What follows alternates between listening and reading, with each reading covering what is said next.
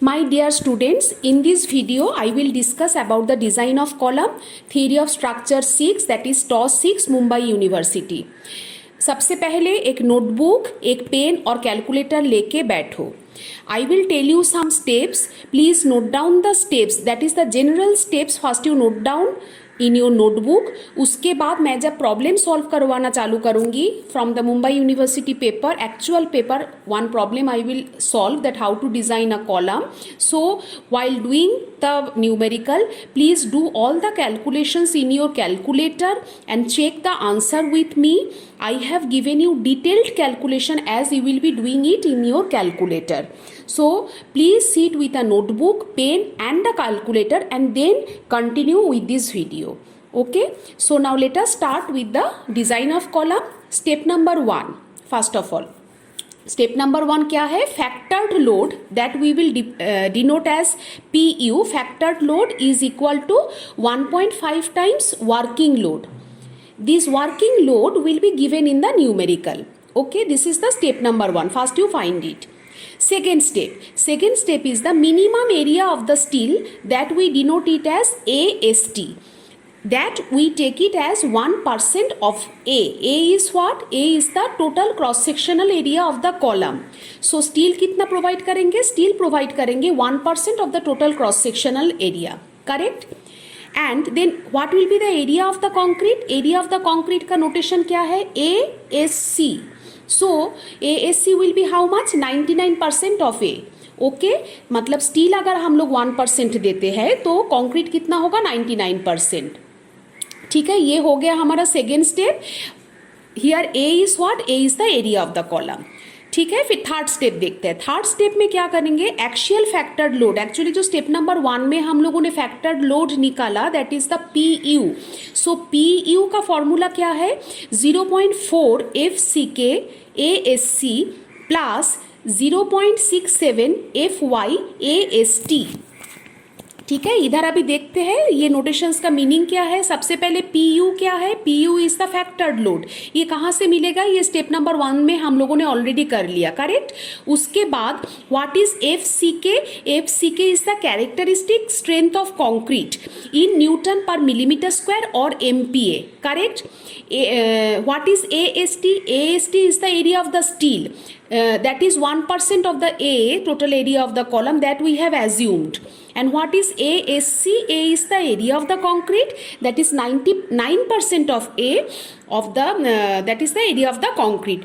Okay, so now let us see how you should find out what is the value of FCK and FY. Now let us see. ये जो table मैंने जो दिया है grade versus FCK, please remember this table. It is very simple. For example देखो, grade अगर M15 grade का concrete लेते हैं उसके लिए FCK कितना होगा? 15. M20 लेते हैं तो FCK कितना? 20. M25 लेते हैं तो 25. मतलब इसको ऐसे, ये इतना सिंपल है. यू कैन रिमेंबर जो भी ग्रेड का कंक्रीट देंगे वही उसका FCK का वैल्यू होगा. That is the characteristic strength of the concrete in newton पर mm स्क्वायर. समझ में आया? So please remember this table. It is very simple. उसके बाद देखते हैं स्टील के लिए. देखो स्टील के लिए स्टील और FY का क्या टेबल कैसा है? ये भी उसके जैसा ही बहुत सिंपल है. स्टील देखो, माइल्ड स्टील अगर लेते हैं, माइल्ड स्टील अगर यूज करते हैं तो FY का वैल्यू कितना? 250. Fe 415 लेते हैं तो FY का वैल्यू 415. सिमिलरली Fe 500 के लिए 500, Fe 550 के लिए 550. मतलब जो भी तुम स्टील यूज करोगे, जो भी ग्रेड का स्टील यूज करोगे, FY का वैल्यू वही वैल्यू लिखोगे. याद रखना ये दोनों का यूनिट किस में रहेगा? MPa में रहेगा. MPa का मतलब न्यूटन पर mm स्क्वायर. इतना सिर्फ ध्यान में रखना. ठीक है, तो अच्छा अभी वापस आते हैं स्टेप नंबर 3 में. तो स्टेप नंबर 3 में सारे नोटेशंस का मतलब समझ में आ गया. तो ये जो इक्वेशन है, ये इक्वेशन से that is the PU equal to 0.4 FCK ASC plus 0.67 FY AST. इधर से ना तुमको कैपिटल A का value that the area of the column का वैल्यू निकालना है. और याद रखना ये जो वैल्यू आएगा ये कौन सा यूनिट में आएगा? Millimetre square. टॉस में याद रखना बहुत बहुत इंपॉर्टेंट बात जो है, यूनिट का हमेशा ध्यान रखना क्योंकि यूनिट में ही गड़बड़ होते हैं. ओके, सो अभी देखते हैं स्टेप नंबर 4 देखते हैं। स्टेप नंबर 4 में हम लोग क्या करेंगे? So step number 4 is assume the square column. We will assume that the column is of square cross section. तो assume square column of side B. Side एक साइड बी अगर ले लेते हैं तो बी का वैल्यू कैसे, साइड ऑफ द कॉलम कैसे निकालेंगे? B is equal to under root of A, क्योंकि स्क्वायर का एरिया क्या होता है? स्क्वायर का एरिया होता है साइड स्क्वायर। तो साइड कैसे निकालोगे? अंडर रूट ऑफ ए करके निकालोगे, correct. So side of the square column will be in millimetre, correct. So B you can find out, B मतलब side of the square column. तो इसके बाद और एक स्टेप करना है स्टेप 4 में कि provided area A probe, this is the notation, provided area का वैल्यू तुम लोग इधर निकालो कि क्या है। इस ये स्टेप का मतलब ऐसा है कि बी का वैल्यू कभी कुछ नंबर में आ जाते हैं, उसके बाद हम लोग उसको अप्रोक्सीमेट करते हैं, करके नियर अबाउट वैल्यू लेते हैं। तो वो डिसीजन तुम इधर लिखो। ये क्लियर हो जाएगा जब हम लोग ना थोड़ी देर बाद जब न्यूमेरिकल चालू करेंगे, ये स्टेप और भी अच्छे से क्लियर हो जाएगा कि ए प्रोवाइडेड का मतलब क्या है, ठीक है। तो नेक्स्ट स्टेप क्या है? Step number 5। स्टेप नंबर 5 में क्या है? Assume the diameter of the reinforcement bar. उसका नोटेशन देखो 5, इसको 5 बोलते हैं। ये 5 नोटेशन, ये 12 मिलीमीटर ये मिनिमम है। अभी ये तुम लोग 12 ले सकते हो, 14, 16, 18, 20 जो भी है, इसके आगे 22, 24 जो भी है, you assume any diameter of the reinforcement bar. ये तुम्हारे ऊपर डिपेंड करता है, करेक्ट। उसके बाद एरिया ऑफ 1 बार। तो अगर मान लो कि तुमने 12 mm का बार लिया है तो एरिया ऑफ 1 बार क्या होगा? π/4 मल्टीप्लाइड बाई 12 स्क्वायर, करेक्ट। सो ये तुम्हारा स्टेप नंबर 5 हो गया। अभी स्टेप नंबर 6 देखो। स्टेप नंबर 6 में मैंने क्या लिखा है कि स्टेप नंबर 2। स्टेप नंबर 2 क्या था? स्टेप नंबर 2 में हम लोगों ने एज्यूम किया था AST क्या रहेगा? 1% ऑफ ए हम लोगों ने एज्यूम किया था, बराबर। So AST is equal to 1% of a provided करके तुम इधर से AST का वैल्यू निकालो, okay. So number of bars provided, अभी कितना नंबर ऑफ बार प्रोवाइड करना है वो कैसे निकालेंगे? वो निकालेंगे AST डिवाइडेड बाई A5।